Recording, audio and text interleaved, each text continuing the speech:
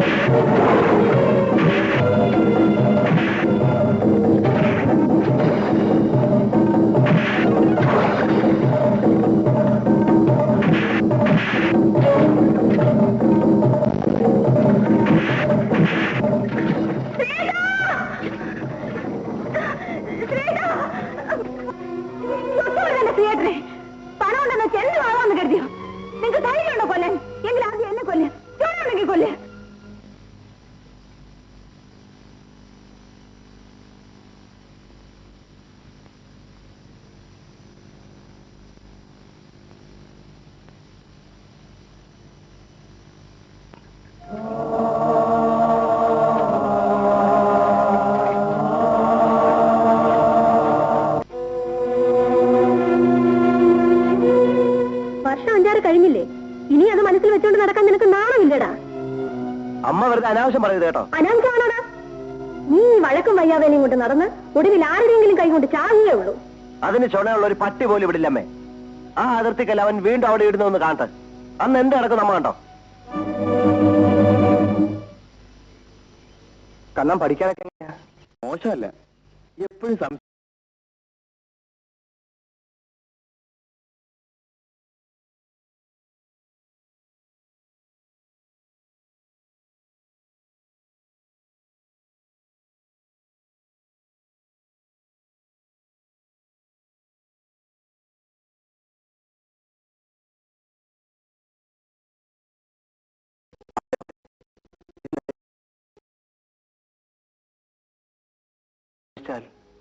ദുഃഖം കൂടുകയുള്ളൂ.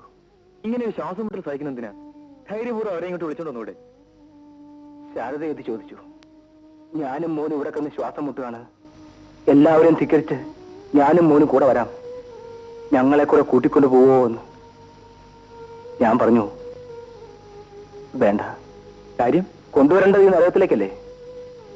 കടം കൊണ്ട് ശ്വാസം മുട്ടുന്ന ഞാൻ അവസാനം ഭാര്യയ്ക്കും മോനും വേണ്ടി ആത്മഹത്യ ചെയ്യേണ്ടി വരും. ശ്രീധരൻ എപ്പോ വന്നു? വന്നതേ ഉള്ളൂ. ബാങ്ക് വരെ ഒന്ന് പോയിരുന്നു. ആ ലോണിന്റെ കാര്യം എന്തായി? സാങ്ഷൻ ആയിട്ടുണ്ട്. അടുത്ത ദിവസം ഓർഡർ കിട്ടിയേക്കും. 2 ലക്ഷം അല്ലേ? അതെ. എടാ, നീ ഇത് കേട്ടോ? ഇവന് 2 ലക്ഷം രൂപ കാർഷിക വായ്പ അനുവദിച്ചെന്ന്.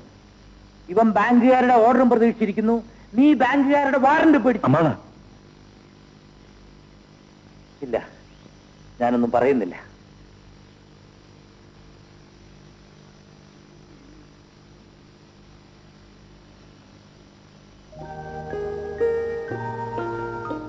എപ്പോഴാ മടങ്ങി വരിക? അതിപ്പോ എങ്ങനെ പറയാനാ?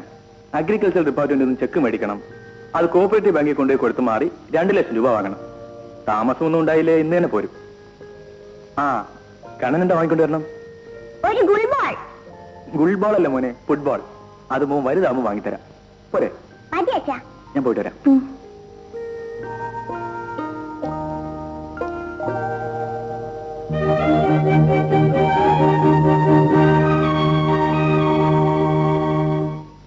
പതിനെട്ട് 19 20 2 ലക്ഷം ആയില്ലേ? Correct sir.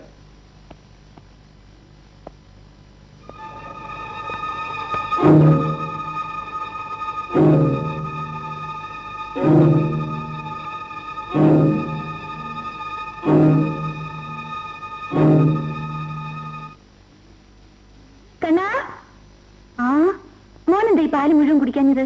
എനിക്ക് മതി അമ്മേ. അത് പറ്റില്ല, പൊന്നുമോൻ ഈ പാല് മുഴുവൻ കുടിക്കണം. വേണ്ടമ്മ.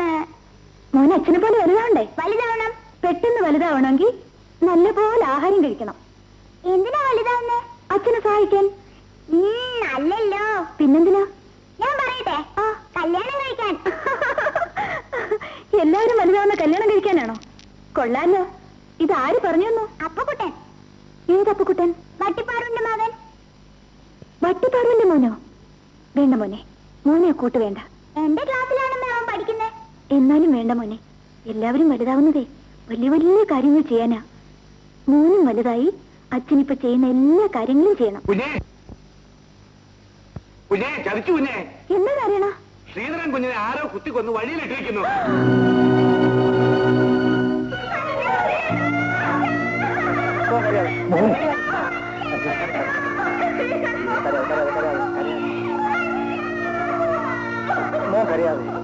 എങ്കിലും എന്റെ പൊന്നാശാനെ, ഇത്രയും വേണ്ടായിരുന്നു.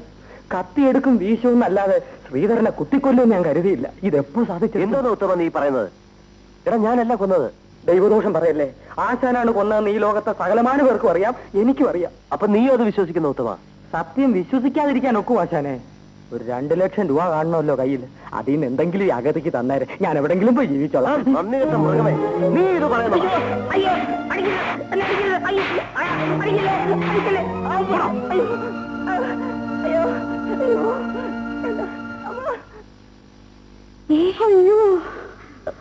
നിങ്ങൾ എന്തിനാ ഇപ്പൊ ഇങ്ങോട്ട് വന്നത്?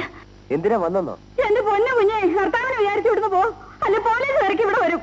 എന്തിനാ പോലീസ് തിരക്കുന്നത്? എന്തിനാണെന്നോ? ശ്രീധരനെ കുത്തി കൊന്നേ.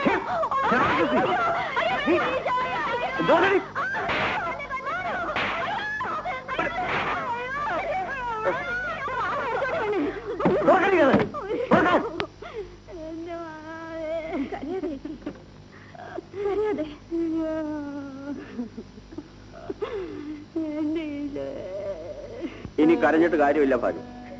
ആരെയും വകവയ്ക്കാതെ ഒരു നിയന്ത്രണമില്ലാതെ താന്തോന്നിയായിട്ട് ഇവൻ ജീവിച്ചു. ഇതുപോലെ വളർന്നൊരുത്തന് ഇങ്ങനെ അല്ലാതെ ഒരു അന്ത്യം ഉണ്ടാവില്ല. ഈശ്വരൻ ഒരു മകനെ എനിക്ക് തന്നിട്ട് 1000 മക്കളെ കൊണ്ടെന്ന പോലെ എന്നെ ശിക്ഷിച്ചു. ഇത്രയേറെ വേദന അനുഭവിക്കാൻ ഞാൻ എന്ത് പാപം ചെയ്തു ചേട്ടാ? ഒരമ്മയെ നൊമ്പരപ്പെടുത്താവുന്നതിന്റെ അങ്ങേയറ്റം നീ എന്നെ നൊമ്പരപ്പെടുത്തി. അതെല്ലാം ഞാൻ സഹിച്ചു. പക്ഷേ നീ ഇത് വേണമായിരുന്നു മോനെ.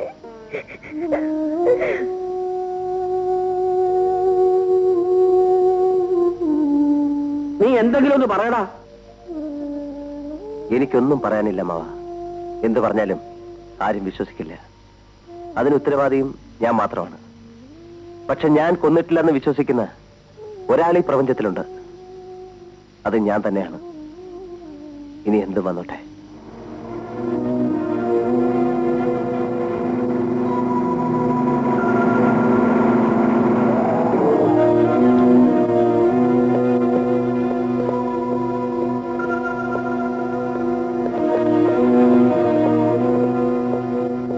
മിസ്റ്റർ മോഹൻ, ശ്രീധരനെ കൊല ചെയ്ത കുറ്റത്തിന് നിങ്ങളെ ഞാൻ അറസ്റ്റ് ചെയ്തിരിക്കുന്നു.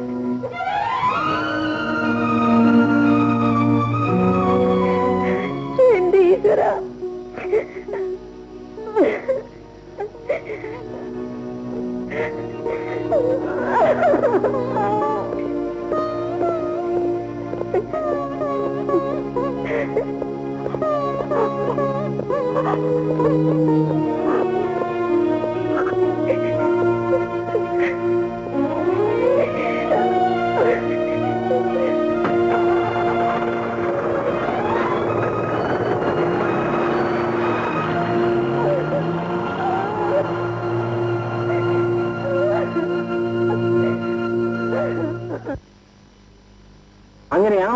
നടക്കാതെ പോയതുകൊണ്ട് മോഹന് നിങ്ങളുടെ ഭർത്താവിനോട് ശത്രുത ഉണ്ടായിരുന്നു? എനിക്കറിയില്ല. അത് സംബന്ധിച്ച് മോഹനും ശ്രീധരൻ തമ്മിൽ എന്തെങ്കിലും വഴക്കുണ്ടായിട്ടുണ്ടോ?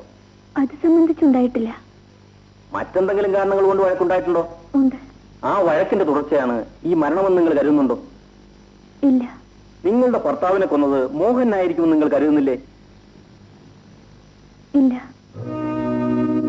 മറ്റു പലരും അങ്ങനെയാണല്ലോ കരുതുന്നത്. മറ്റുള്ളവരുടെ കാര്യം എനിക്കറിയില്ല. എന്റെ ഭർത്താവിനെ മിസ്റ്റർ മോഹൻ കൊല്ലുന്നത് ഞാൻ കണ്ടില്ല.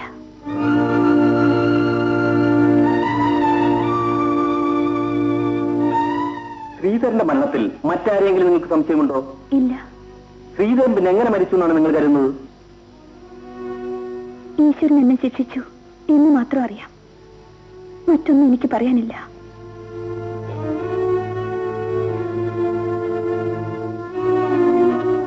ശരി, ഇപ്പോൾ നിങ്ങൾക്ക് പോവാം. ഇനി ഇവിടുന്ന് ആവശ്യപ്പെടുമ്പോൾ നിങ്ങൾ വരണം. വരാം സർ. വരും പോലെ. ഇദ്ദേഹം മിസ്റ്റർ മോഹന്റെ അമ്മാവനാണ്, മിസ്റ്റർ മാധവ മേനോൻ. മോഹനെ ജാമ്യത്തിൽ ഇറക്കി കൊണ്ടുപോകാൻ വന്നതാണ്.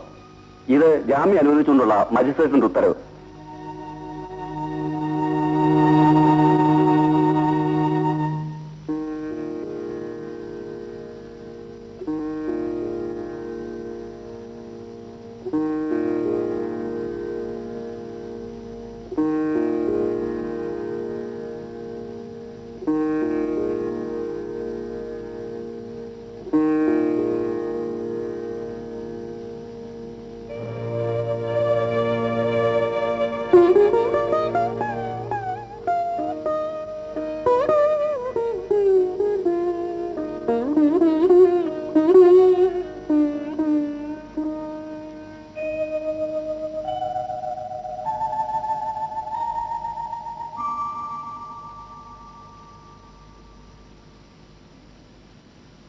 സഞ്ചയനം കഴിഞ്ഞു.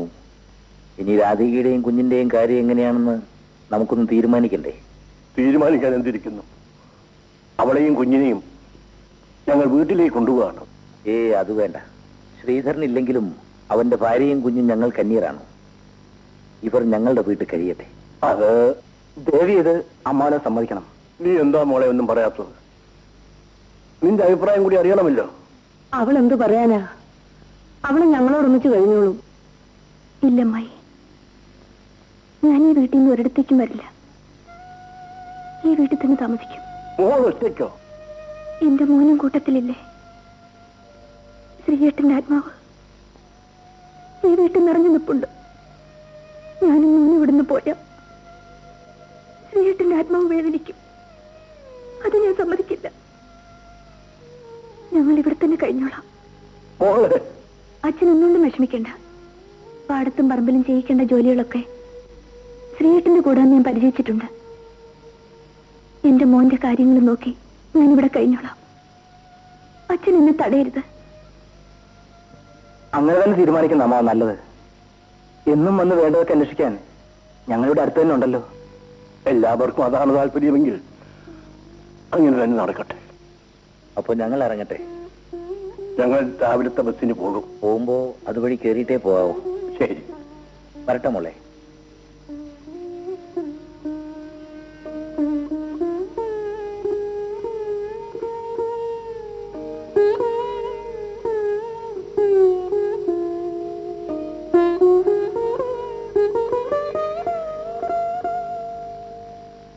ഈശ്വരനാണ് അന്നത്തെ ആ സംഭവത്തിൽ എനിക്ക് ഒരു പങ്കുമില്ലേ. പറഞ്ഞ ജ്യേഷ്ഠൻ വിശ്വസിക്കുവോ? ഞാൻ എതിർത്തതാണ്. പല്ലും നഖവും ഉപയോഗിച്ച് എതിർത്തതാണ്. എന്നിട്ട് താനല്ലേ എന്നെ പിടിച്ച് ജീപ്പ് കയറ്റിയത്? അതുകൊണ്ട് മേരിക്കുട്ടി രക്ഷപ്പെട്ടു. ഞാൻ മേരിക്കുട്ടിയെ രക്ഷിക്കാൻ വേണ്ടിയല്ലേ ജീപ്പി കൂടെ പോകുന്നത്. മതി മതി, എനിക്കൊന്നും കേൾക്കണ്ട. പൂട്ടുണ്ട്, വേണോ? ഓ, തെറ്റിദ്ധരിക്കുന്നവരുടെ പൂട്ട് എനിക്കെന്തിനാ? വേണ്ടെങ്കിൽ വേണ്ട. ചുരുക്കി പറഞ്ഞ മോഹൻ കുഞ്ഞുമായിട്ടുള്ള കൂട്ട് വിട്ടു. ഞാൻ അന്നേ വിട്ടു. പുള്ളിക്കാരൻ ജാമ്യത്തിൽ ഇറങ്ങിയിട്ടുണ്ടല്ലോ. അത് പണത്തിന്റെ കൊഴുപ്പ്. ഈ കടുവ കാട്ടിൽ നിന്ന് നാട്ടിലോട്ട് ഇറങ്ങുന്ന എന്തിനാ? പുല്ല് തിന്നാൻ അല്ല, തന്റെ പുട്ട് തിന്നാനാ. എടോ, മനുഷ്യന്റെ ചോരയുടെ രുചി അറിഞ്ഞു പോയത് കൊണ്ട്. അതുപോലെ മോഹൻ ഒന്ന് പറഞ്ഞ് രണ്ടാമത്തേന് കത്തിയെടുത്ത് ശീലിച്ചവനാ. പക്ഷെ കുത്താനുള്ള ശത്രുക്കൾ തീർന്നു പോയി. ഇനി കണ്ടിൽ കാണുന്നവരെയൊക്കെ ഓടിച്ചിട്ട് കുത്തും. അതുകൊണ്ട് നാടിന്റെ നന്മയും പൊതുജനങ്ങളുടെ പ്രാണരക്ഷയും കരുതി ഭീകരനും കൊലയാളിയുമായ മോഹന്റെ ജാമ്യം ഉടനെ റദ്ദു ചെയ്ത് വീണ്ടും ജയിലിൽ അടപ്പിക്കണം. എന്നിട്ട് ആറി ഊറി പോകാതെ ആ കൊലക്കേസ് അയാളുടെ പേരിൽ തന്നെ ചാർജ് ചെയ്ത് ശിക്ഷിപ്പിക്കാൻ വേണ്ടി നമ്മൾ പ്രക്ഷോഭണം തുടങ്ങണം. എങ്ങനെ ഇരിക്കും? കലക്കും. എങ്കിൽ മീശ കലക്കാൻ തുടങ്ങിക്കോ, ഞാനുണ്ട് മുന്നിൽ.